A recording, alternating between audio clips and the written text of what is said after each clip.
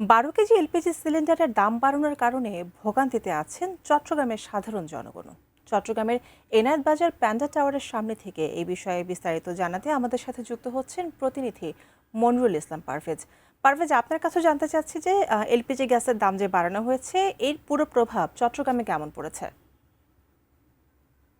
আচ্ছা, প্রথমে জানিয়ে রাখি চট্টগ্রামের যে মানুষ কত বাস করে। এখানে ৭০ লক্ষ মানুষের বসবাস এবং অনেকের যে বাসায় যে গ্যাসের যে লাইন রয়েছে সেই লাইনের যে চাপ কমে গিয়েছে।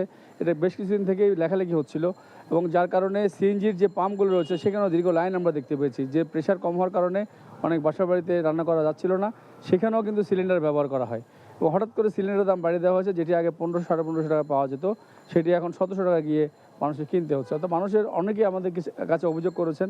কিছুক্ষণ আগেও আমরা অনেকের সাথে কথা বলেছি, তারা বলছেন যে হঠাৎ করে প্রত্যেকটি জিনিস এভাবে বাড়িয়ে দেওয়া হচ্ছে। জ্বালানি খাতটা বিশেষ করে অস্থির হয়ে উঠছে যে কিছুদিন আগে বিদ্যুতের দাম বাড়িয়ে দেওয়া হয়েছে, এখন গ্যাস সিলিন্ডারের দাম বাড়িয়ে দেওয়া হচ্ছে। নিত্য প্রয়োজনীয় জিনিসগুলোর মধ্যে যদি এভাবে দাম বাড়িয়ে দেওয়া হয়, মানুষের কিন্তু ক্রয় ক্ষমতা বাইরে চলে যাচ্ছে।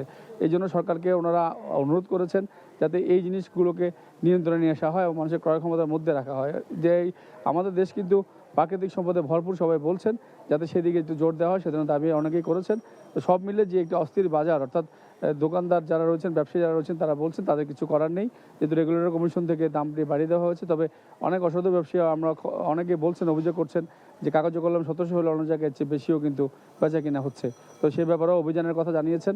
অনেকে অনুরোধ করেছেন যাতে সরকারের একটি মনিটরিং টিম থাকে, যে সরকার নির্ধারিত যে দাম সেই দামে যাতে মানুষ সেই গ্যাসটি পায়, সে ধরনের একটি দাবি অনেকে আমাদের কাছে করেছেন। তো সব মিলে আসলে অস্থির অবস্থায় রয়েছে চট্টগ্রামের যে গ্যাসের যে বাজার, অর্থাৎ সিলিন্ডারগুলো বেশি দাম বিক্রি হচ্ছে। সবগুলো জায়গাতেই একটা অস্থিরতা বিরাজ করছে। এটি একটি নিয়ন্ত্রণের দাবি জানিয়েছেন সবাই।